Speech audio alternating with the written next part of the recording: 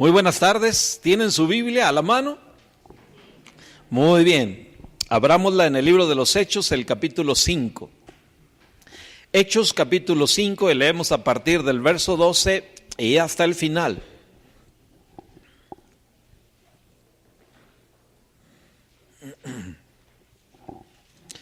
Hechos capítulo 5, del 12 hasta el 42. Dice así la palabra de Dios: y por la mano de los apóstoles se hacían muchas señales y prodigios en el pueblo, y estaban todos unánimes en el pórtico de Salomón. De los demás, ninguno se atrevía a juntarse con ellos, mas el pueblo los alababa grandemente.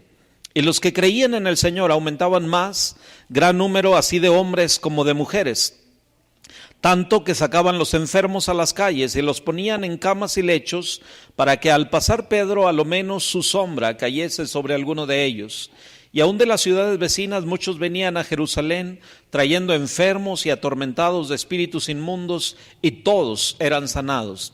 Entonces, levantándose el sumo sacerdote y todos los que estaban con él, esto es, la secta de los saduceos, se llenaron de celos y echaron mano a los apóstoles y los pusieron en la cárcel pública.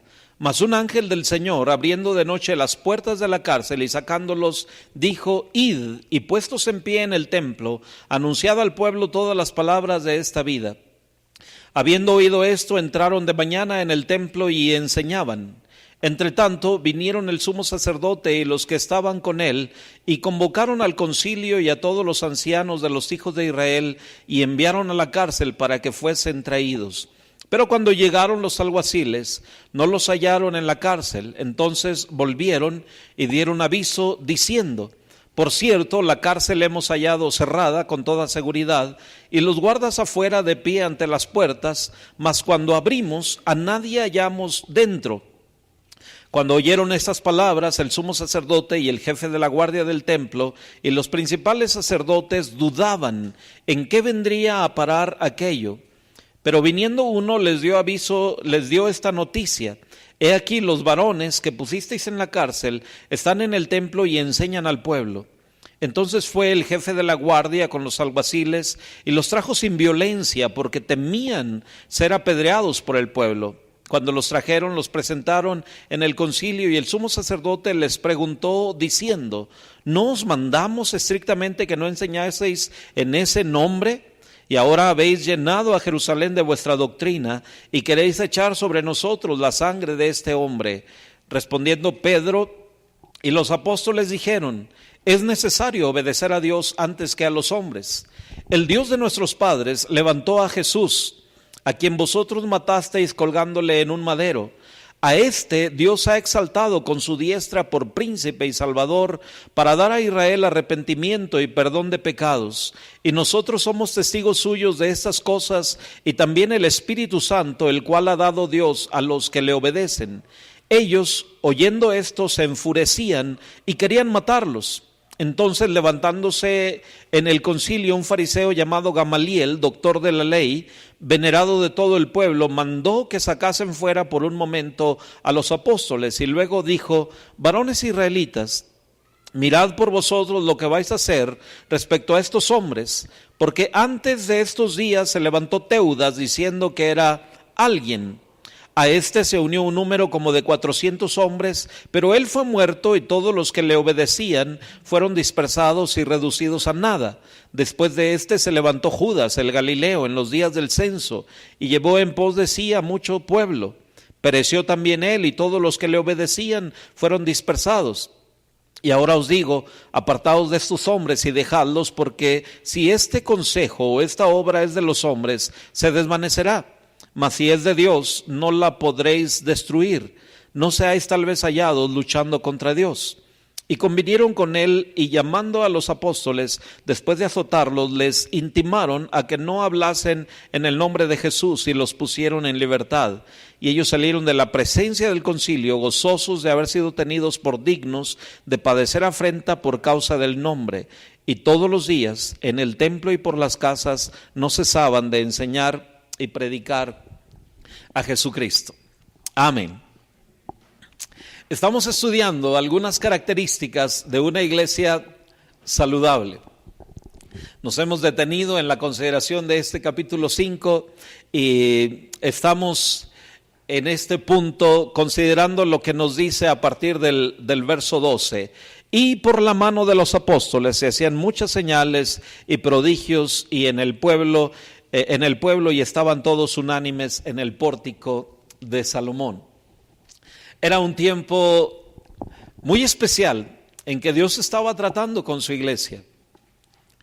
Estuvimos viendo que sucedió algo muy lamentable, por supuesto, para la vida de Ananías y Zafira, muy lamentable en cierta manera para la iglesia, pero también Dios intervino de una manera que nadie esperaba.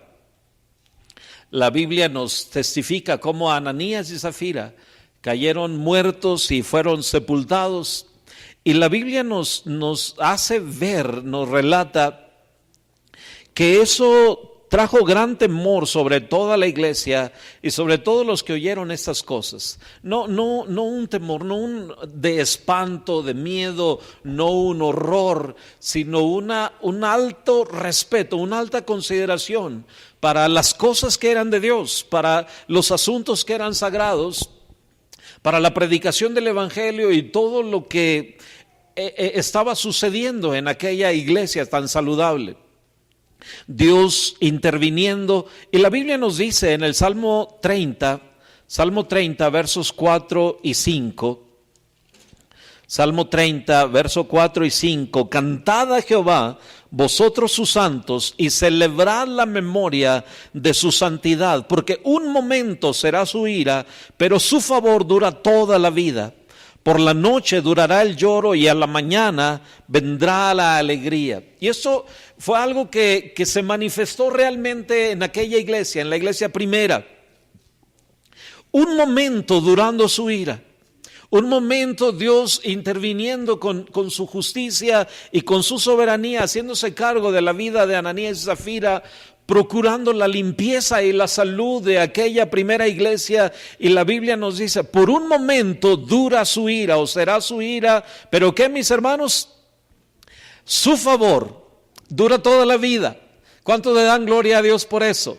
Su favor dura toda la vida, su misericordia, cantaban en la antigüedad, es para siempre. Y viene esta frase tan especial, por la noche durará el lloro y a la mañana, ¿qué, mis hermanos? Vendrá la alegría.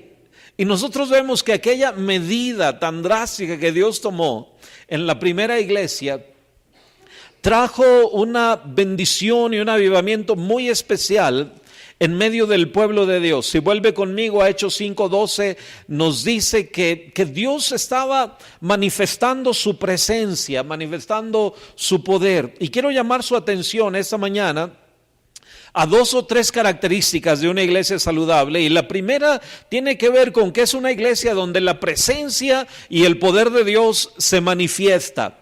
Donde la presencia y el poder de Dios se manifiesta. Los milagros, nos dice, que llevaban a cabo los apóstoles eran prueba de su misión divina, eran prueba de que realmente Dios estaba con ellos. Prodigios, señales, milagros, evidenciando la presencia y el poder de Dios. La Biblia nos hace ver que Pedro era el hombre clave en este periodo de la historia de la iglesia y nos menciona algunos detalles bastante interesantes. Nos dice que la gente incluso sacaba a los enfermos a las calles y los ponía con la esperanza de que al menos la sombra de Pedro cayese sobre ellos, los tocase la sombra, y menciona algunas cosas más, y la conclusión es que todos eran sanados. Impresionante cómo Dios estaba avalando el mensaje y el testimonio apostólico. Si usted va conmigo a Marcos capítulo 16, versículo 15 en adelante. Marcos 16, 15. Y les dijo: id por todo el mundo y predicad el evangelio a toda criatura. El que creyere y fuere bautizado será salvo, mas el que no creyere será condenado. Y estas señales seguirán a los que creen. En mi nombre echarán fuera demonios, hablarán nuevas lenguas, tomarán en las manos serpientes, y si bebieren cosa mortífera no les hará daño. Sobre los enfermos pondrán sus manos y sanarán. Y el Señor, después que les habló, fue recibido arriba en el cielo y se sentó a la diestra de Dios. Y ellos, ¿qué dicen mis hermanos? Saliendo, predicaron en todas partes, ayudándoles el Señor. ¿Y qué? Confirmando la palabra con las señales que la seguían. Impresionante. No lo hicieron solo un lema de iglesia, sino un lema de vida. No era un asunto de un papel, sino era un asunto de un horario, de un accionar. Saliendo predicaron, y era muy evidente, dice, saliendo predicaron en todas partes, y algo que ellos podían experimentar es que el Señor estaba ayudándoles. Estaba el Señor ayudándoles, estaba el Señor respaldándoles, y la Biblia dice que confirmaban la palabra con las señales que la seguían. ¿A quién seguían las señales? ¿A los apóstoles o a la palabra? A la palabra, a la palabra. Las señales seguían a la palabra. Por supuesto que ellos predicaban, porque el Señor estaba comprometido a ayudarles, estaba comprometido a dignificar, a glorificar, a autentificar su palabra. La Biblia nos dice en Hebreos capítulo 1, Hebreos capítulo 1,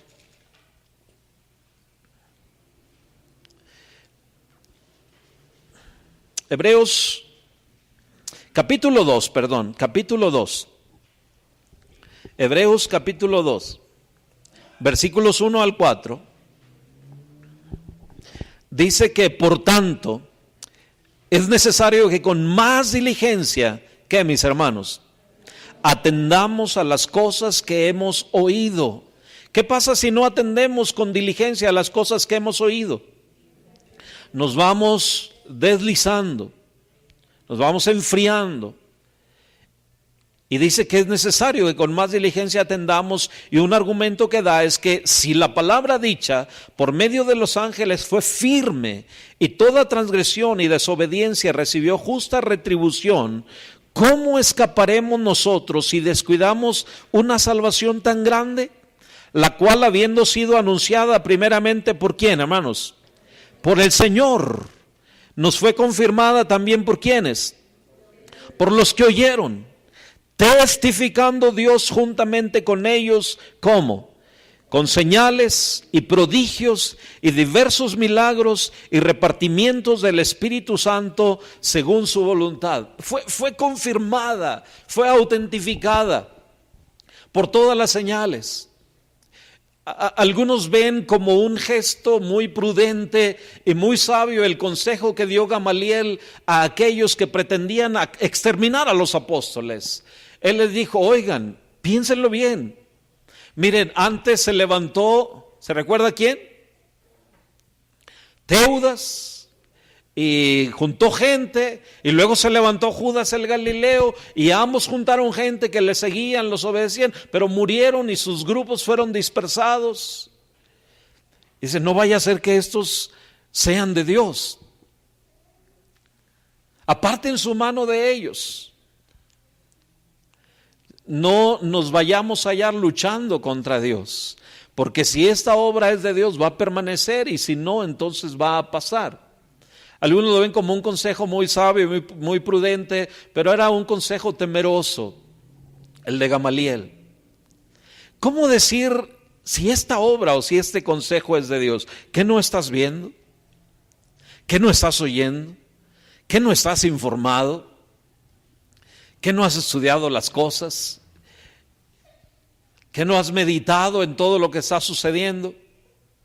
Y por supuesto, la Biblia nos hace ver que Dios estaba testificando juntamente con ellos, con señales y prodigios y diversos milagros y repartimientos del Espíritu Santo según su voluntad, para que la gente entendiese que era un asunto de Dios, un asunto que ellos tenían que confrontar. Hechos capítulo 5 dice que por la mano de los apóstoles se hacían muchas señales y prodigios en el pueblo.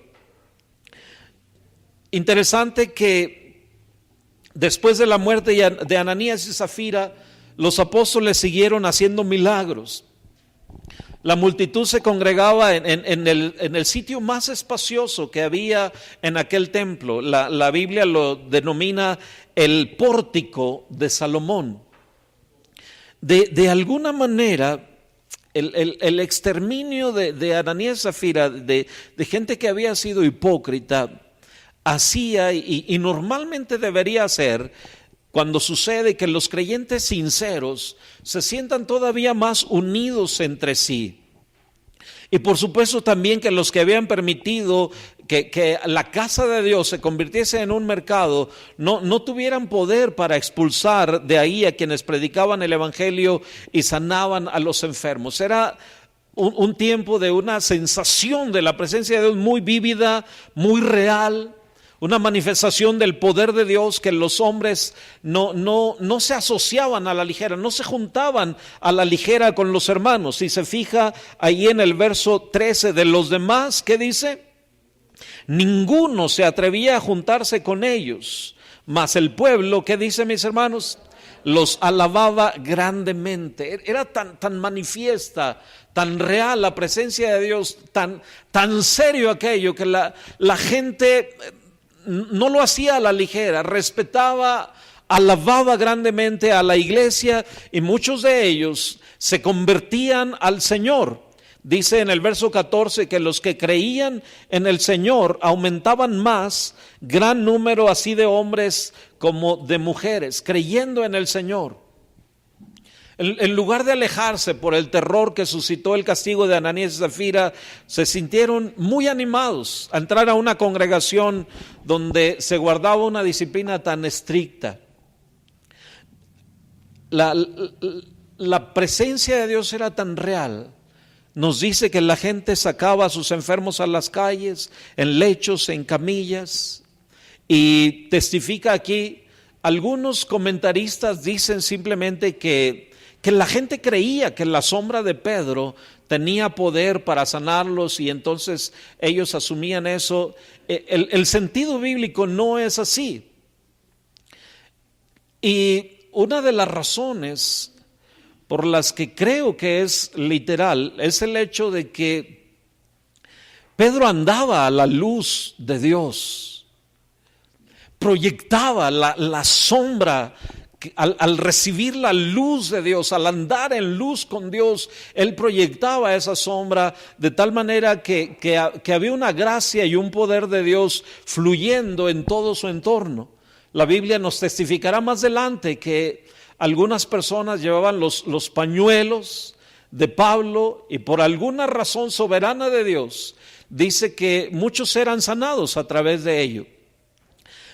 Eran formas soberanas de obrar de Dios. Dios obra como Él quiere, como mejor le parece, como el canal o el instrumento de Dios es apto, está dispuesto para ser usado por Dios, para ser instrumento en las manos de Dios. Y la Biblia nos dice que todos podían ver que había realidad y que había poder de Dios en la vida de los apóstoles, en la vida de aquella primera iglesia, y que eran canales por medio de los cuales Dios estaba bendiciendo a otros. Dice que no solamente traían a los enfermos, sino también a quienes más, hermanos, personas que estaban atormentados de espíritus inmundos. ¿Y qué nos dice? Y todos eran sanados, no solo unos cuantos, todos absolutamente eran sanados. Y es impresionante cómo Dios hacía esto en medio del pueblo, porque Su propósito era autentificar la palabra, autentificar el mensaje, autentificar la obra que se estaba haciendo. En Marcos leímos que ellos predicaban la palabra y Dios les ayudaba y confirmaba con señales la palabra que ellos predicaban. Por eso usted y yo jamás debemos tener temor de predicar la palabra, de decir lo que la palabra de Dios dice, de decir lo que Dios pone en nuestro corazón para las personas inconversas. En 1 Corintios dice que las señales son para los incrédulos. Dios está muy comprometido en respaldar su palabra en la mente y corazón de los incrédulos para que se conviertan, para que se acerquen al Señor.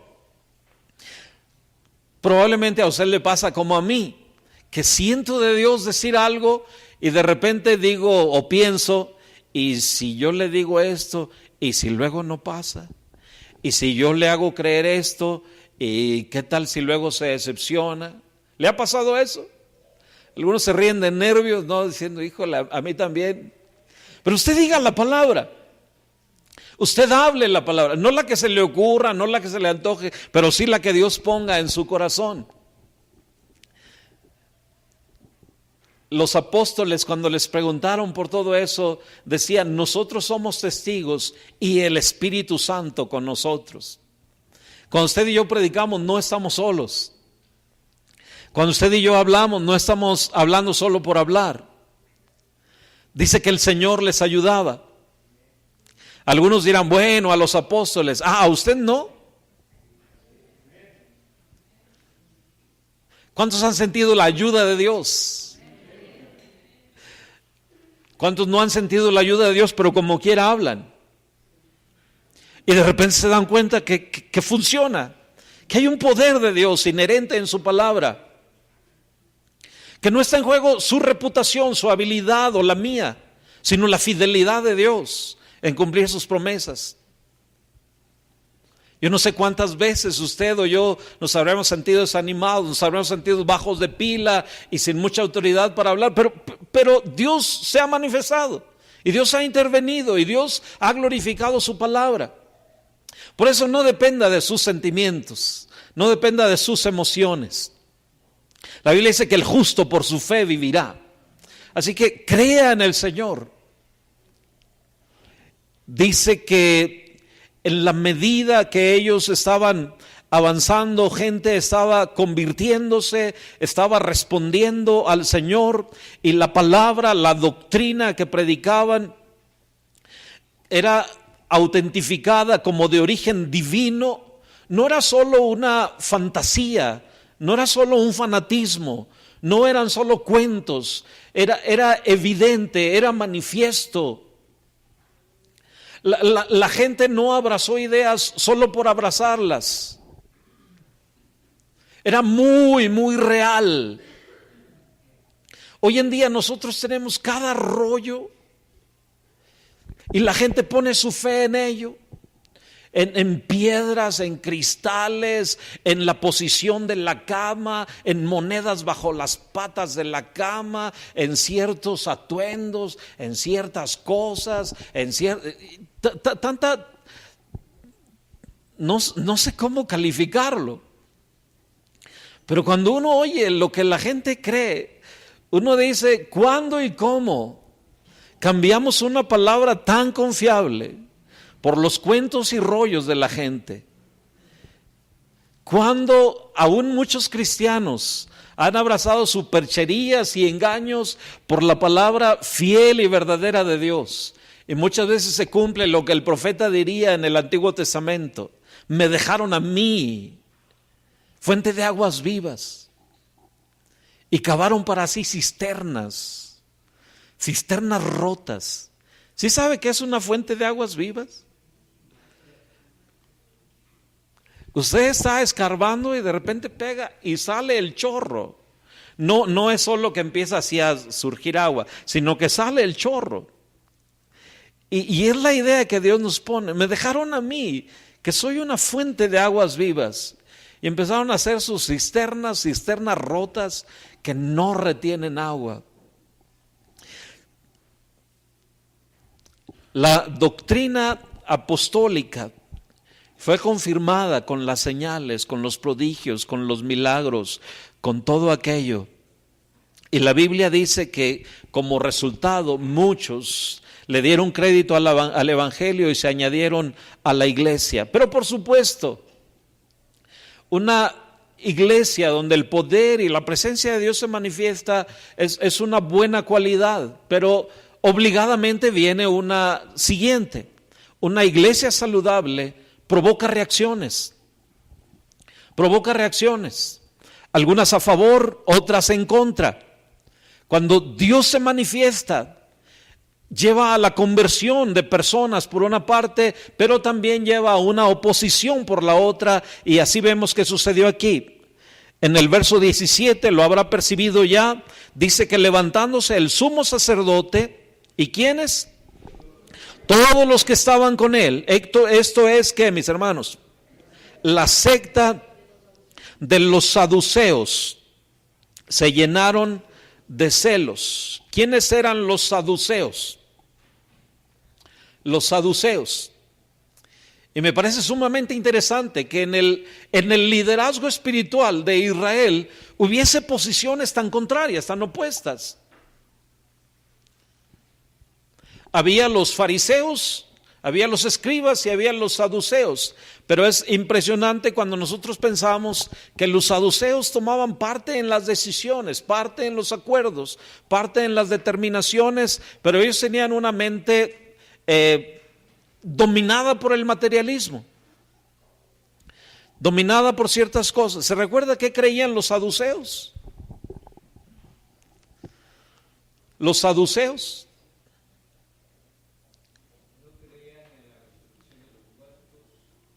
no creían en la resurrección de los muertos. ¿Por qué? No creían que hubiese espíritu.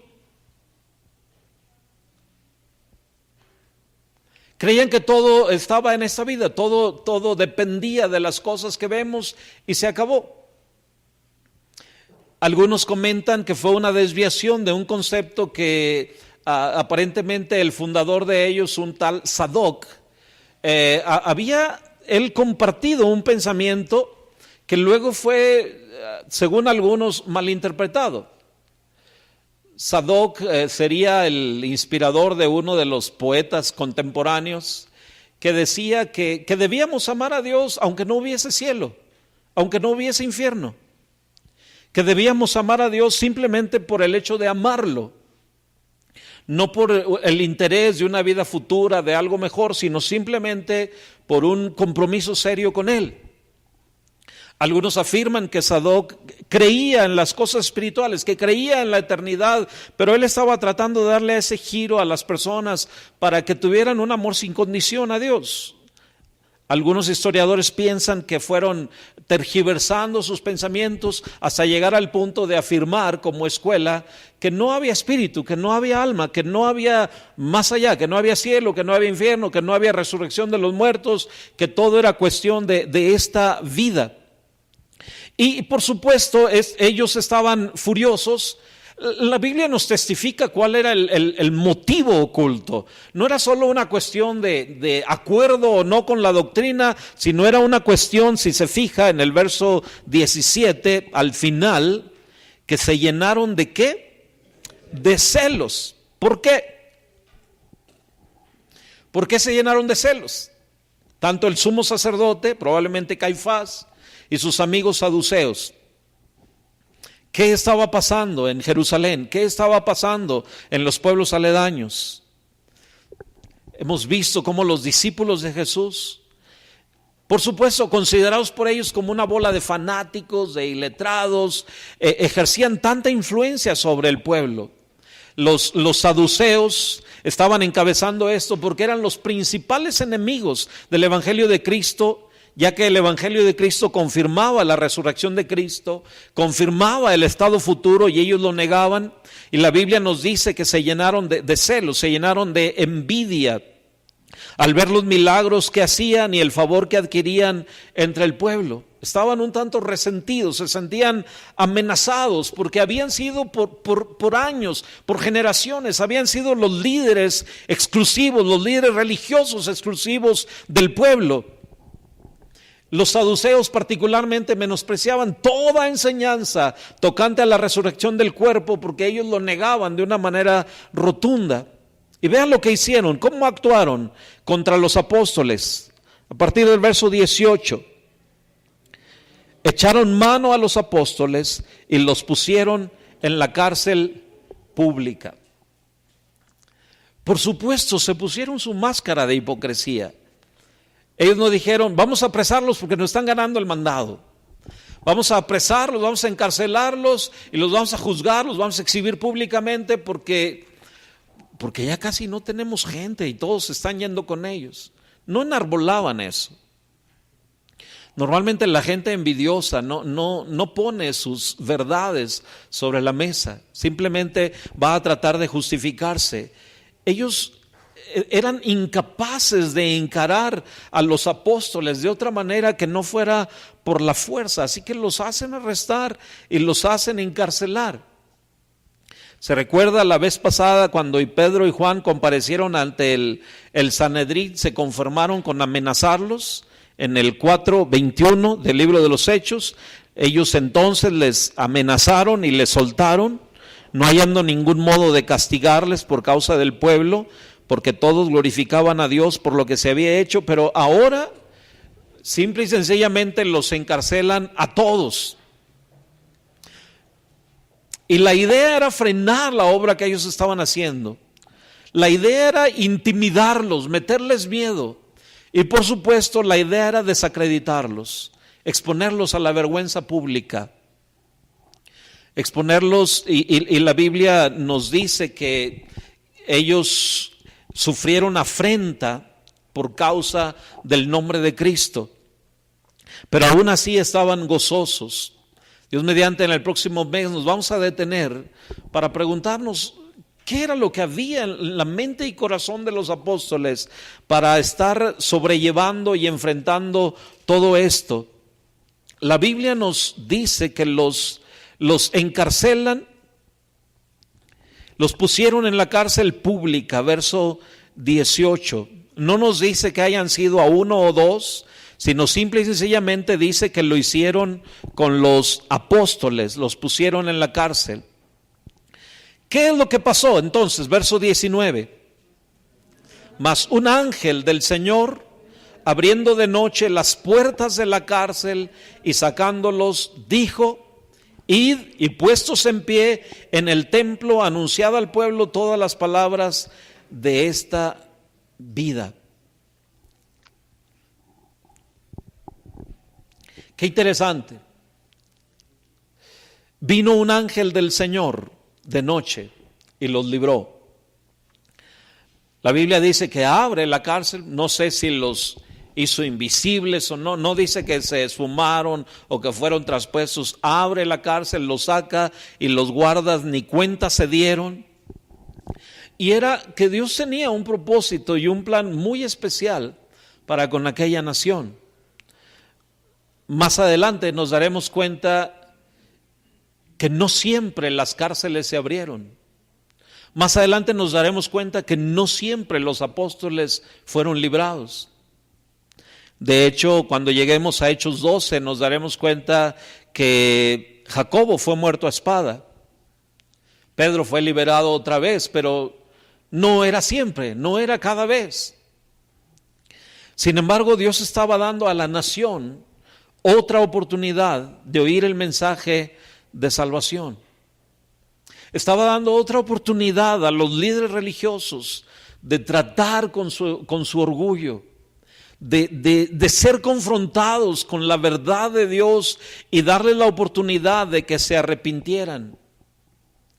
Interesantemente, el ángel les dice: id y puestos en pie, ¿dónde, hermanos? En el templo, anunciad al pueblo todas las palabras de esta vida. En el templo. no era el templo de los cristianos, era el templo de los judíos. Pero era en el lugar donde más la gente se juntaba, donde más la gente buscadora de Dios se juntaba, y ellos necesitaban este mensaje. Interesante que les dice, vayan y prediquen las palabras de esta vida, no de este credo, no de este conjunto de doctrinas, no de esta teología, sino de esta vida, porque eso es el Evangelio. No es una religión. No es una serie de conceptos filosóficos, no es una serie de buenas ideas, no es una serie de valores, por más que a veces se pretenda manejar así, sino son vida, son verdad. Y por supuesto, si la gente no recibe las palabras de esta vida, entonces está condenado eternamente. Era un asunto de vida o muerte, y lo que está en juego en aquel entonces y lo que está en juego hoy en día es la eternidad de muchas personas. ¿Ha pensado usted en la eternidad de los que le rodean? ¿Ha pensado y se ha convencido que el único día aceptable para ser salvo es hoy?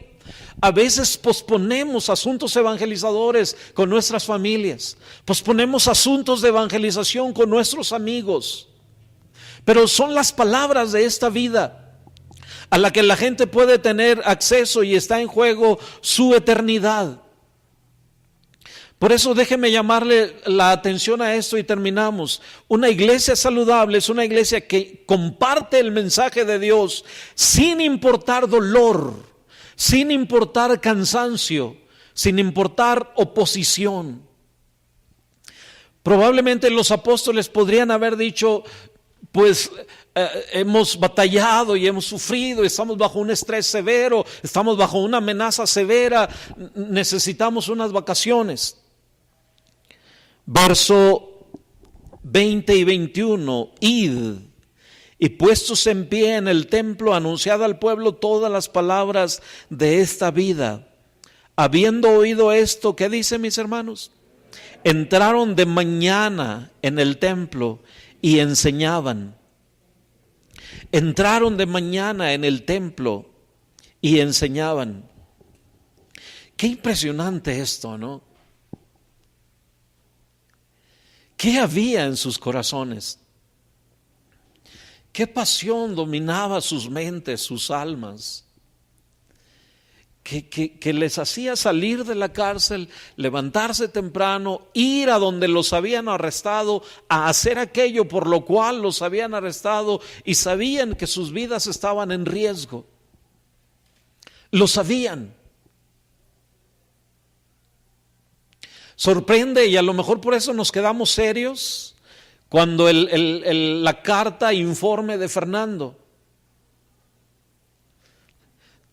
de gente que dice, tengo miedo, y no es un miedo como el mío y el suyo, ¿verdad? ¿Cuál es tu miedo al tocar una puerta? ¿Cuál es tu miedo? ¿Qué es lo peor que puede pasar? Que nos rechacen, que no nos abran. ¿Cuál es el miedo en Pakistán? Que nos maten. ¿Cuál era el miedo que se supone deberían haber tenido los apóstoles?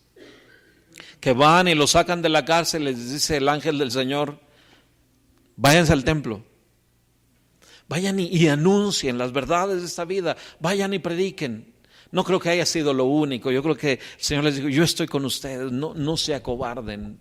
Yo estoy con ustedes, les advertí de esto, pero les quiero usar. Yo amo a este pueblo y quiero darles otra oportunidad. Así que vayan, salud.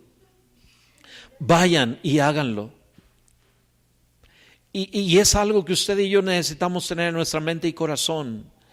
Cada vez que nos recobremos de enfermedades o accidentes, cada vez que veamos la mano de Dios que nos da una nueva oportunidad o que nos alienta, entonces hagámoslo con más entusiasmo, con más pasión. Una iglesia saludable es una iglesia que comparte el mensaje sin importar dolor, sin importar cansancio. sin importar oposición. Dice que en la mañana temprano estaban enseñando en el templo. No predicando a viva voz porque no era su lugar, pero sí enseñando en diferentes puntos estratégicos, enseñándole al pueblo la verdad. Y algunos probablemente se estaban convirtiendo. Entre tanto, la Biblia nos dice que se reunió el concilio, ¿verdad?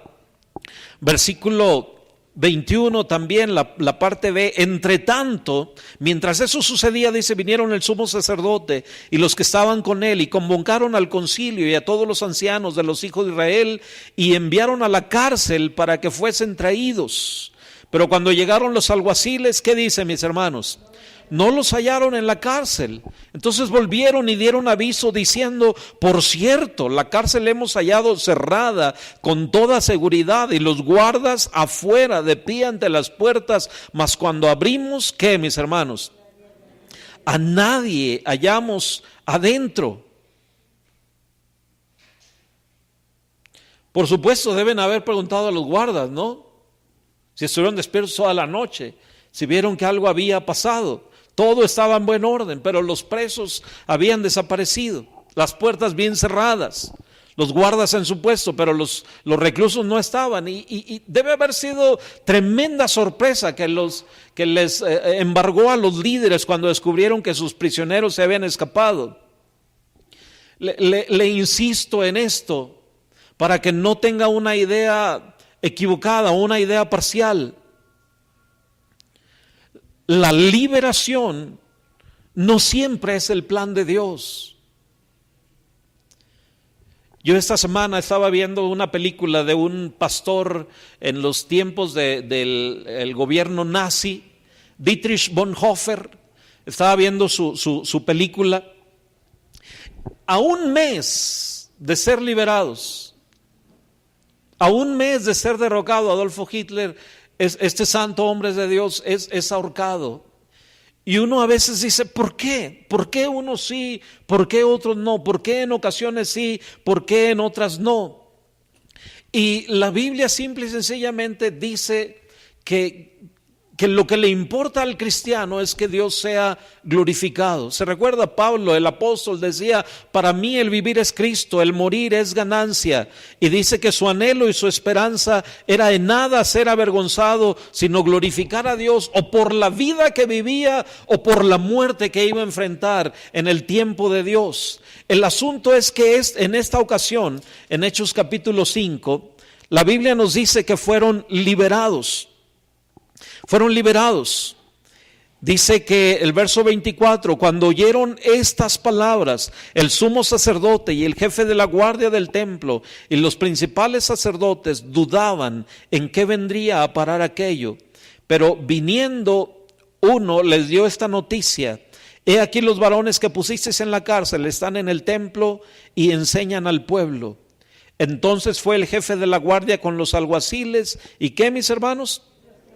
Los trajo sin violencia, porque los respetaban mucho y decían, estos son hombres de Dios. ¿O por qué dice? Tenían temor de todo el pueblo, que los apedrearan. Interesante. ¿En qué vendrá a parar todo esto? Se preguntaban ellos.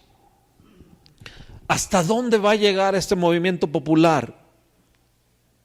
Y viene uno y les dice, ¿saben qué? Los presos están en el templo y están enseñando a la gente. Qué tremendo valor, ¿no? Y qué tremenda capacidad de personas para sufrir por sus convicciones, para dar la vida por sus convicciones. Me temo que muchos de nosotros tenemos ideas y pensamientos, mas no convicciones. Siento en mi corazón que cada uno de nosotros deberíamos rogarle a Dios, Señor, que esta palabra sea parte de nosotros, que penetre en lo más profundo y que sea una convicción por la cual esté dispuesto a dar mi vida, por la cual esté dispuesto a sufrir, que sepa y que tenga este valor, esa capacidad de defender mis convicciones, de sufrir por mis convicciones, de morir por mis convicciones. La realidad es que muchas veces no existe eso en el corazón de los creyentes.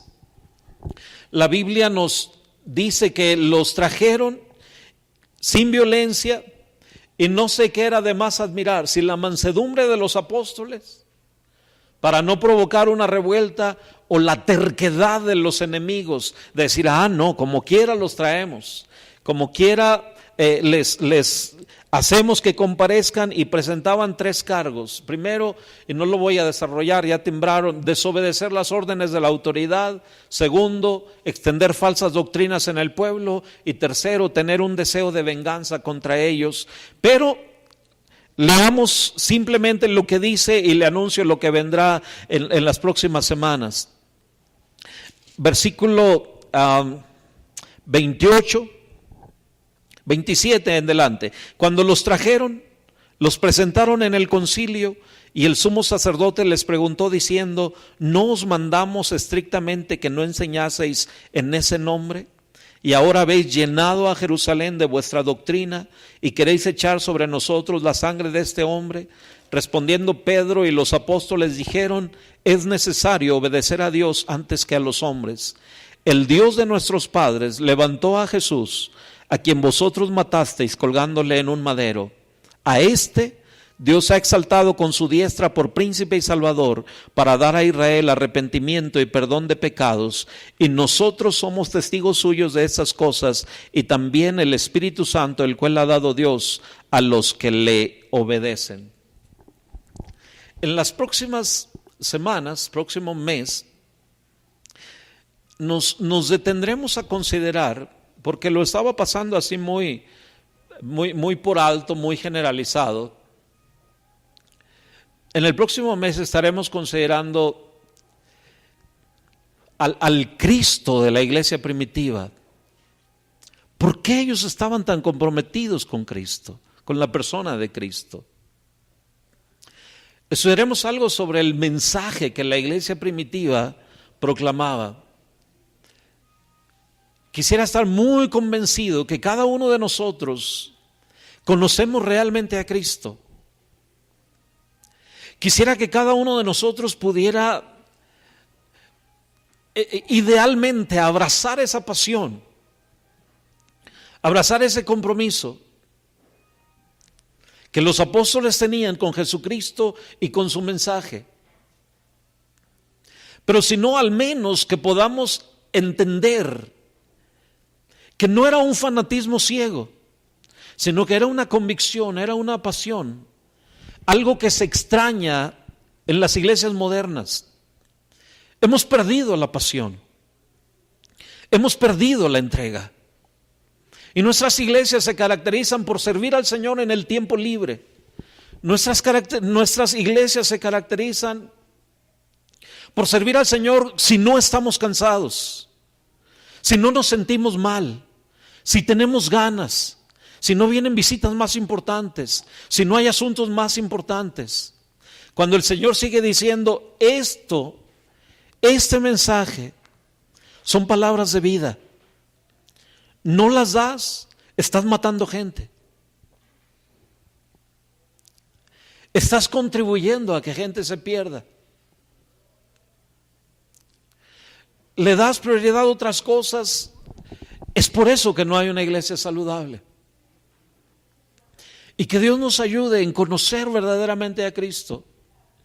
Y que Dios nos ayude a entender a profundidad el Evangelio. Cosas como estas. Jesús. ¿Quién es Jesús? ¿Quién fue Jesús? ¿Por qué su obra?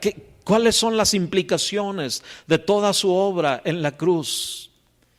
¿Qué quiere decir cuando nos dice que Él es el Señor exaltado? ¿Cuáles son las implicaciones de su muerte y su resurrección para todos y cada uno de nosotros? ¿Por qué es tan importante la persona y la presencia del Espíritu Santo en la vida y ministerio de los creyentes? Y quiera Dios ayudarnos en todo ese proceso para que sean palabras de vida también para nosotros. Póngase en pie, por favor. Señor, gracias por el testimonio presentado a nosotros a través de esta primera iglesia. Señor, en el nombre de Jesús, queremos reconocer que somos herederos de este linaje, de esta estirpe santa. Estas son nuestras raíces, Señor. Y tal vez ahora estamos tan desconectados, tan lejos. Permítenos, Señor, volver, como dijera el profeta, a esas sendas antiguas. Permítenos, Señor, entenderte y conocerte. Permítenos, Señor, clamar a ti con todo nuestro corazón, a favor de cada individuo, pero a favor también de la iglesia en general. Queremos ser una iglesia saludable. Queremos ser una iglesia donde la presencia y el poder de Dios se manifiestan. Queremos ser una iglesia que provoca reacciones, que no es algo indiferente, algo intrascendente, sino que provoca reacciones buenas y malas.